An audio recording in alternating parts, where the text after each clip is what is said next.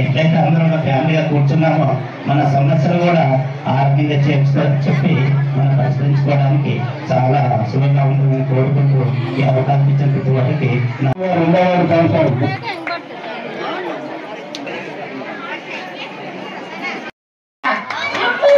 చేసుకోకూడదు. అంటే మనకి జోనల్ శాఖ విషయం కావచ్చు, విద్యాశాఖ విషయం కావచ్చు, మనం ఇన్ని సంవత్సరాలు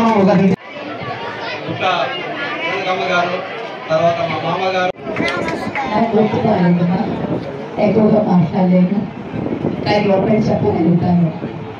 మీ అందరికీ అక్కగా చెల్లిగా మీ తోడు ఎప్పుడు ఉంటాను.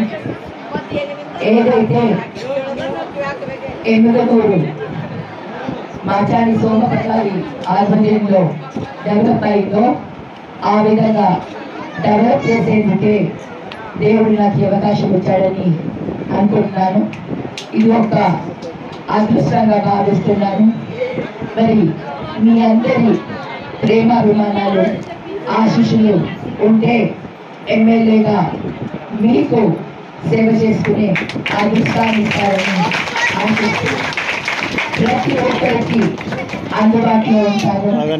మరి పురుషులకి ఉపాధి అవకాశాలు తీసుకొని రావాలి. అవి తప్పకుండా ఉపాధి అవకాశాలు తీసుకొని వస్తాను.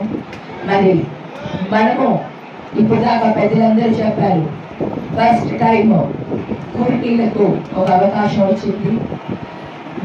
అందులో కూడా మహిళగా మొట్టమొదటిగా మహిళా కుర్మిగా నాకు అవకాశం రావడం నిజంగా జగన్ ఇచ్చిన ఈ అదృష్టం. మరి మీ అందరూ కూడా సానుభూతిపై ఓటు వేసి జగనన్నను మళ్ళీ సీఎం చేసుకుంటే మనం అనుకున్నవన్నీ సాధించుకోగలుగుతాం. నన్ను ఎమ్మెల్యే చేసుకోవాలి, జగనన్న సీఎం కావాలి రాష్ట్రంలో, అప్పుడే మనం అనుకున్నవన్నీ కూడా సాధించుకోగలుగుతా అని మీ అందరికీ కూడా తెలియజేసుకుంటూ, మీ ఆడబిడ్డగా ఎప్పుడు మీ దగ్గరే మీకు కావాల్సిన విధంగా అందుబాటులో ఉండి ప్రతి ఒక్కరికి కూడా ఏ విధంగా సహాయం చేయాలో ఆ విధంగా సహాయం అందిస్తూ మీకు సర్వీస్ చేస్తానని తెలియజేసుకుంటాను. ఎక్కువగా మాట్లాడలేకపోతున్నాను, క్షమించాలి. ఈరోజు కొంచెం బాగాలేదు.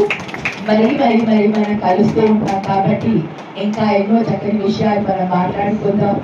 ఏ విధంగా అభివృద్ధికి ముందుకు పోవాలో కూడా మనందరం కూడా మాట్లాడుకుందాం అని తెలియజేసుకుంటూ, ఎంతో ఇబ్బందిగా ఉన్నా కూడా మహిళలందరూ అక్కడ చాలా కష్టపడుతున్నారు. నాకు తెలుసు, ఫ్యాన్ కూడా లేదు అక్కడ, అయినా కూడా ఎంతో ఓపికగా కూర్చున్నందుకు మీ అందరికీ కూడా పేరు పేరుగా ధన్యవాదాలు తెలియజేసుకుంటూ సెలవు తీసుకుంటాం.